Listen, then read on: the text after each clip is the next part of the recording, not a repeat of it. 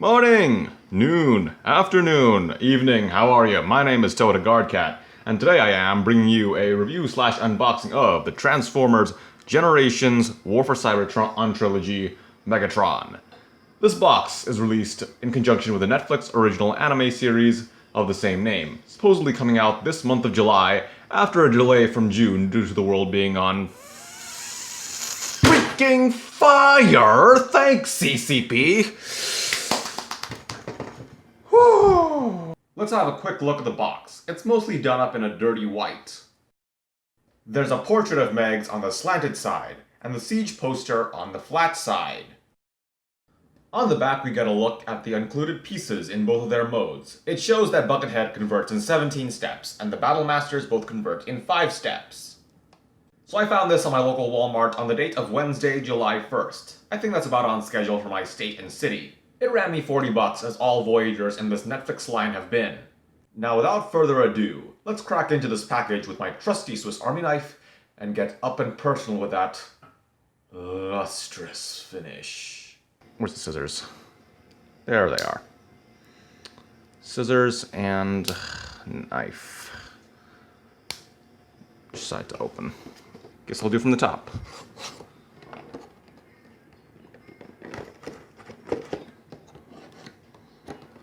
Is that it? That's all it takes. Okay.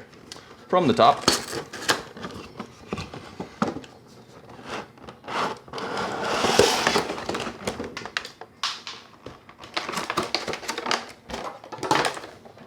A quick look at the cardboard insert background. It's no Studio Series backdrop, obviously, but worth a mention before we continue. The background insert features the same artwork of Megatron as on the slanted side of the box, along with the Decepticon logo that looks spray painted like graffiti. Drop one of the blast effects from the package. Alright, and now the nerve-wracking experience that is freeing a figure from its ties without leaving a scratch, is what I would have said if I had realized that the Mega Man himself wasn't tied down. No scratches on this painter mold, no siree. Remove what I can first, some of the blast effects. Breaking Megs out proved quite the ordeal, so for the sake of everyone's degrading sanity, I've compressed the struggle down to 30 seconds.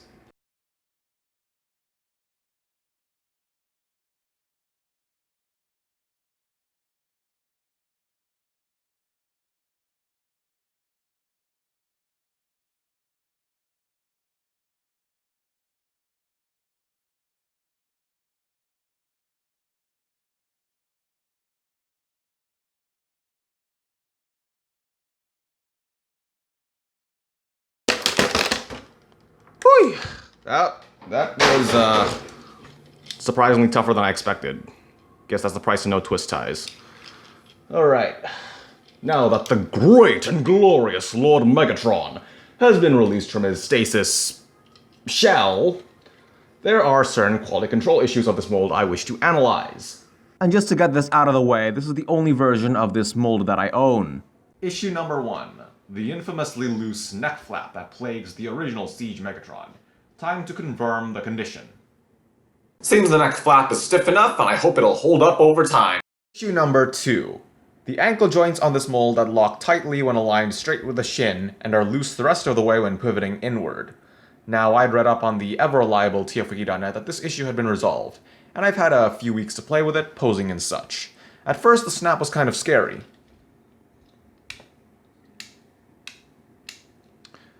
But it's probably fine. After all, better too tight than too loose. Oh my, how lewd. Outside of those QC issues, a personal nitpick are the mold's proportions. It's either that the abdomen is too short, or that the chest plate is too wide. More so leaning towards the former. Feels like Buckethead should have a bit more height in the torso. The backpack feels a bit much. It hangs so low that the waist can barely twist before bumping into this panel.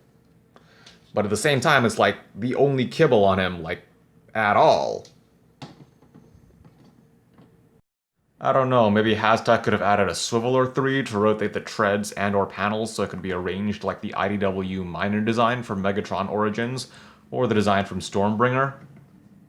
Point is, while those designs have tread backpacks, said treads have their fronts, the thinner part, pointed upward so that the thicker part of the tread fills out on the back and doesn't intrude on waist rotation. I'd bring in Iron Factory the Tyrant for comparison. If I had one! Let's talk cosmetics. The feature that got me to purchase this version of the mold when I passed on the previous ones. That pristine silver paint job atop glossy gunmetal, and a bit of that metal flake finish. Although the gradients lack subtlety, it's still enough to bring more spice into the greebling.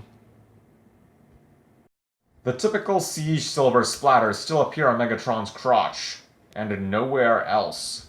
Not a deal breaker, but a distraction. If I was more daring and picky collector, I might have gotten the standard Siege Megatron and swapped the groins. But I have zero experience kit bashing, and I don't plan on using an alcohol wash either. Don't want to smudge any other paint.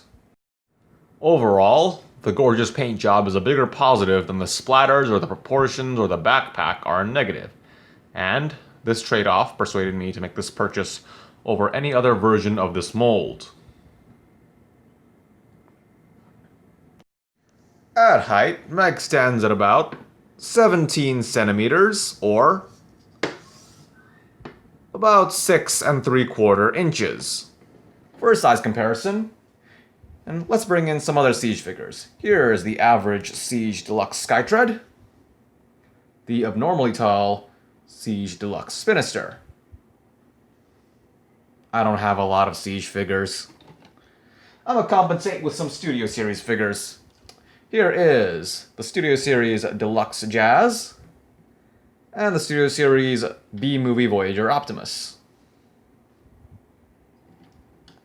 And here is a guest appearance by a waifu. Can I get a pose?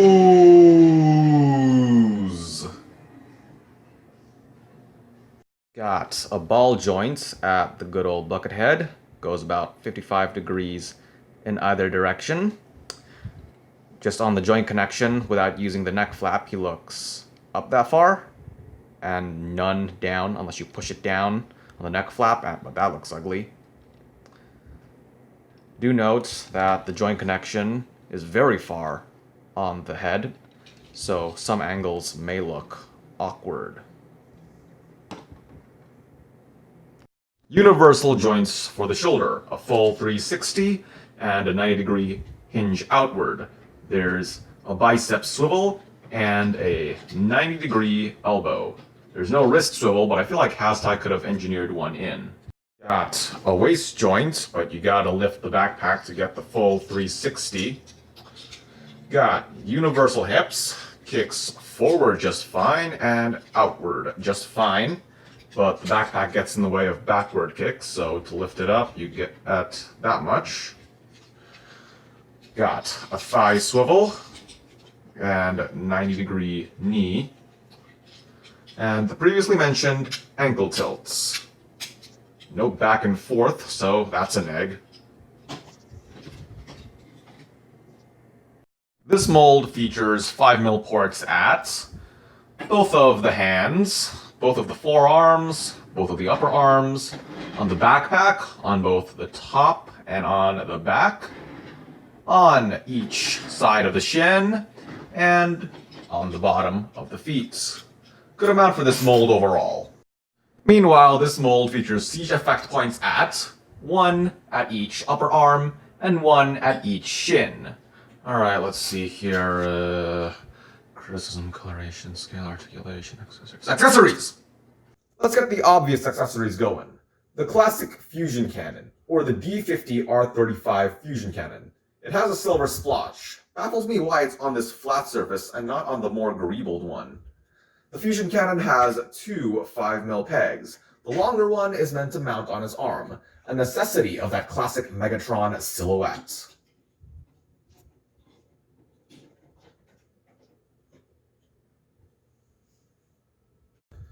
The operational end has a 5mm port compatible with blast effects. Sadly, I don't have any effects that convey the awesome power that is the fusion cannon, so that may be a reason to look into purchasing the Cyberverse Deluxe.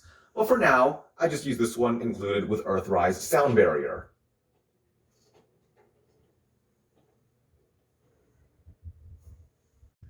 The slightly lesser known classic big friggin' sword that is also a snipe bazooka, identified here as the HPR Telescopic Laser Strike Launcher.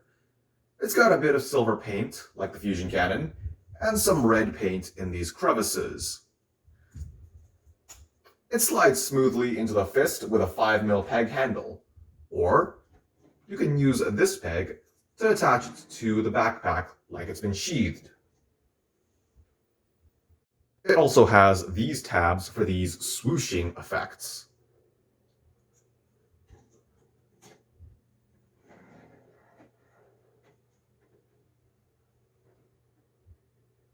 Like every other Siege release, you can combine these weapons into an overkill weapon called the NFM Particle Beam Mega Launcher.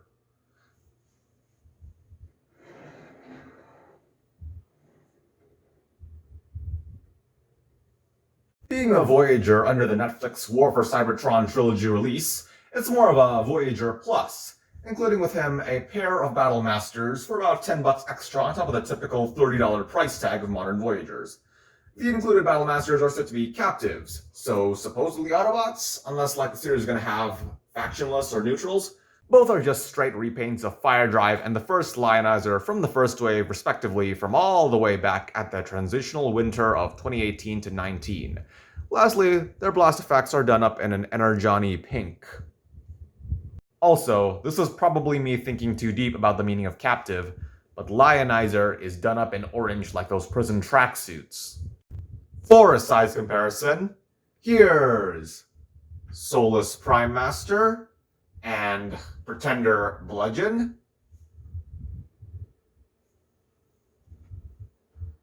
Here's Legends Battle Slash. Here's Legends Road Trap. Here's Earthrise Sound Barrier. And a guest appearance by a Bakugan. Now let's get these Battle Masters transformed, which is simple enough. Buyer beware, the mold degradation is strong with this one.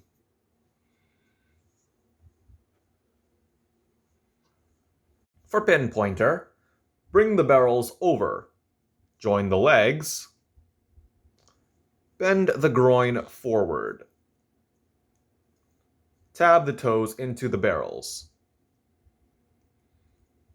and tab the arms into these relief slots.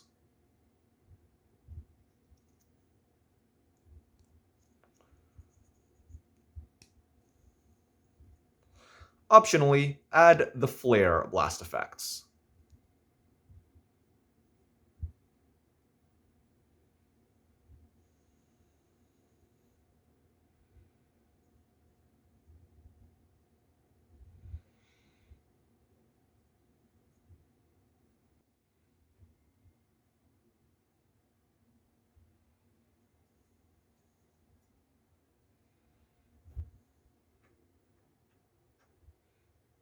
For Lionizer, bring the forelegs around while bending the hind legs forward. Then tab the hind toes into the chest, while tabbing the fore toes into the hips.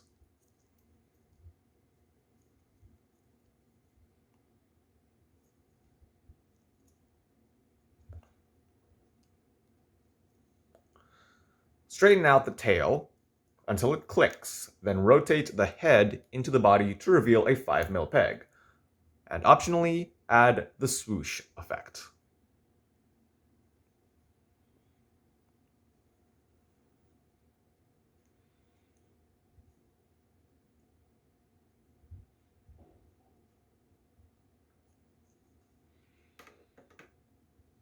And just before we move on, here's Megatron combated up to high heaven.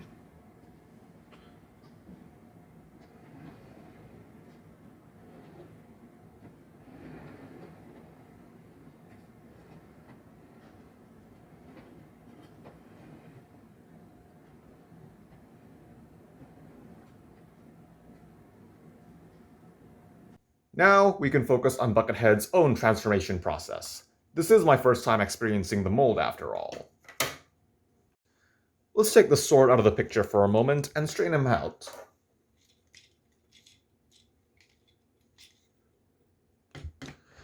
We'll begin by rotating the fusion cannon without removing it 180 degrees so it faces up, folding in the fists,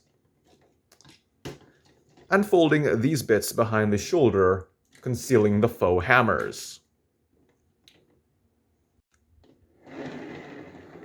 Fold up the backpack and partially pull out the treads, carefully bringing it over to the top. As we do this, we will dislodge the shoulders and bring the arms around to the back, where they will both connect to the fusion cannon using the 5mm peg.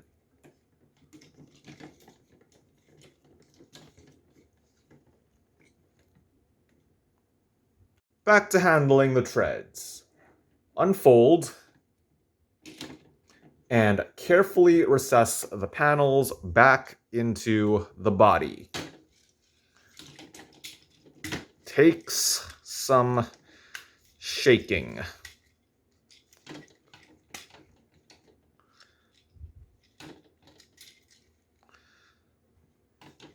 Once you've recessed those panels, it should look like he's doing some peekaboo under his own chest plate.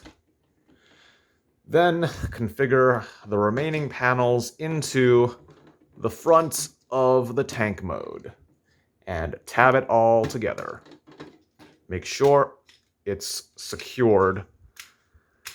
Give it a firm push and ensure it's secured.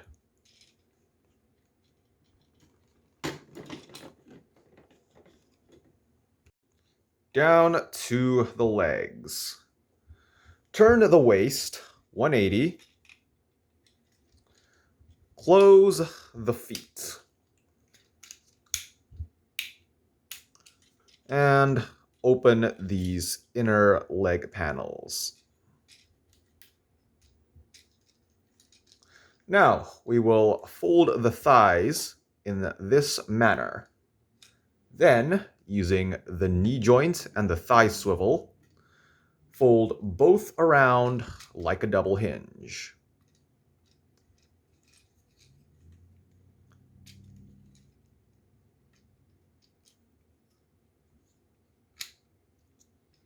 With the thighs properly compacted into the shins, the inner leg panels can be closed, and we'll connect both legs to these tabs on the hips.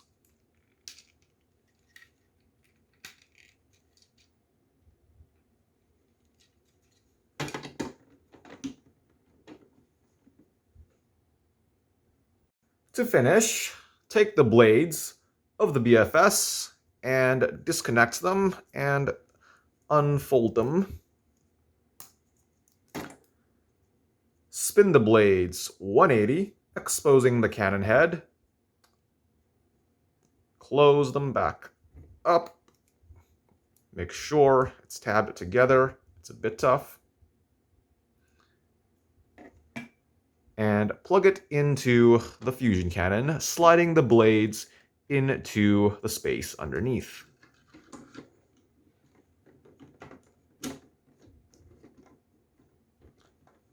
And with that, I believe Megatron's tank mode is complete.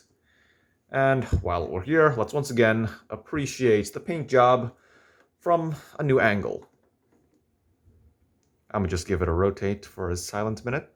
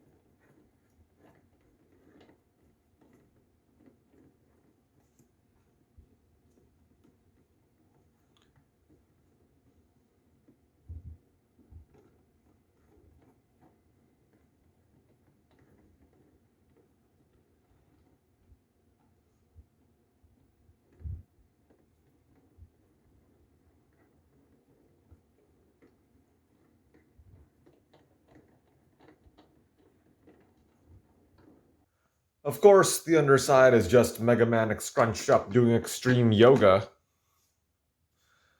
Base of the tank mode compacts down quite well. Feet kinda stand out though. Waist doesn't lock in, but it's easy to align. Turret twist kinda scrapes around, which is concerning when it's the paint that's won me over. But at least it's executed well, unlike some examples. I've seen some configurations with the sword turret removed and the cannon pointing the other way. Like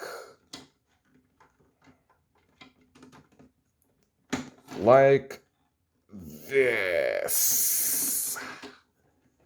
Might be for those super OCD people who are driven crazy because a quintessential part of the alt mode has to be removed during transformation. That or they're desperate for a turret tilt. Personally, not gonna pull hairs over accessory parts forming of this level. The sword turret is fine. Plus, the length of the fusion cannon is really meant to fill out the thing.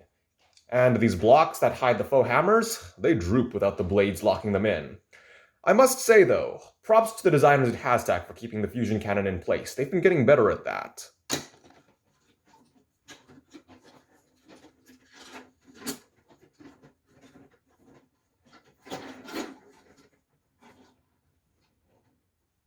In tank mode, a lot of the signature silver is relegated to the feet and to the top of the turret. The treads got some silver blotches as well, and they serve well in adding depth to the greebling.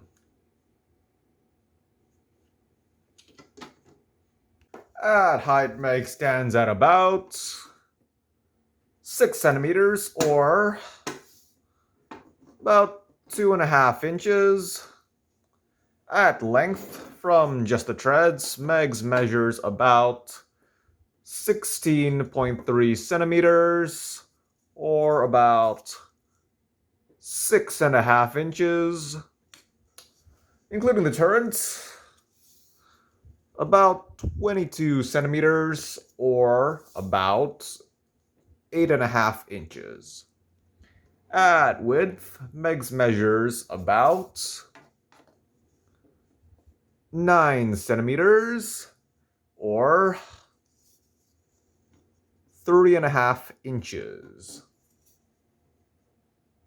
Alright, size comparison. Gonna start with my other Siege guys. Here's Sky Shirt and Tread Pants.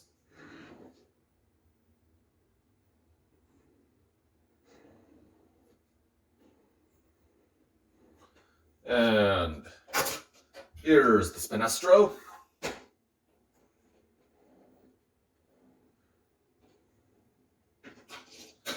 And follow up with some Studio Series size comparisons. B-Movie Con's Car Edition, Shatter and Dropkick.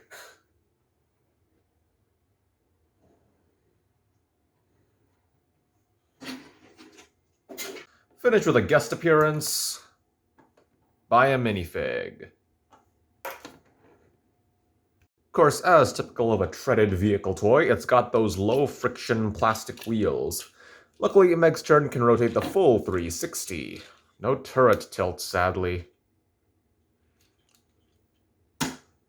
For a futuristic Tankatron sporting the classic chassis, this is one of the best in the main line, free from over-stylization and excessive gimmicks.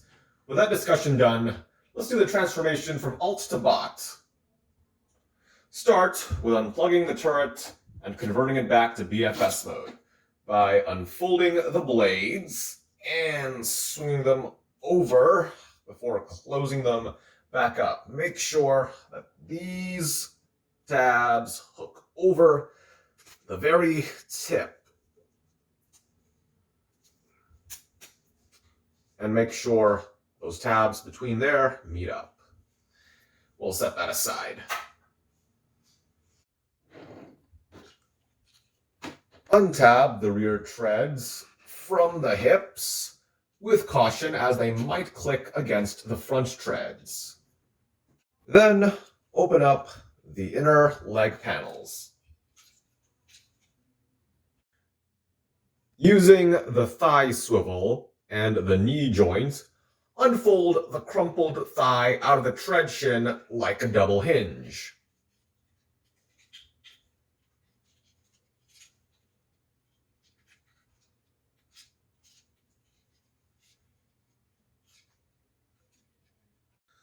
The thighs can be straightened out, and the leg panels can be closed. All the way down, we'll open the feet. Toe up, heel out, toe up, heel out. Lastly, rotate the waist.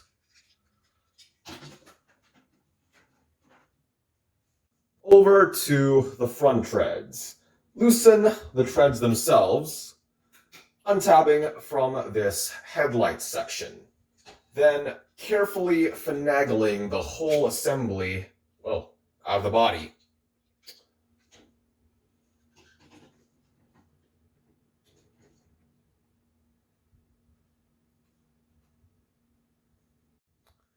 Fold this panel up and away so that the treads can fold inward slightly.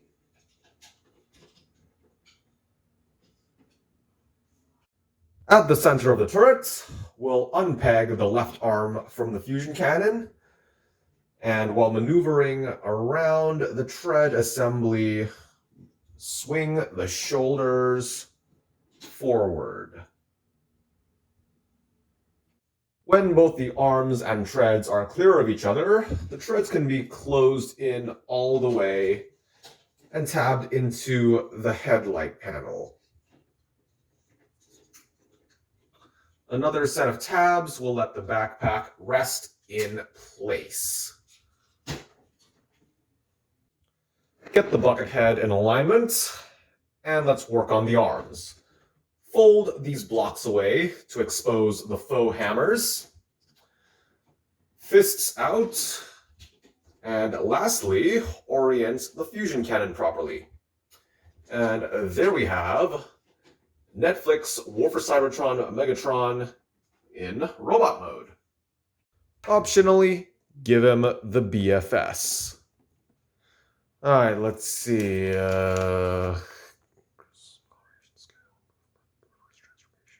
Final rating. Alright then, in terms of bang for buck, I rate this whole set an 8 out of 10. The Mega Mold on its own is all well and good, so for the record, it's the magnificent paint job that's carrying that score.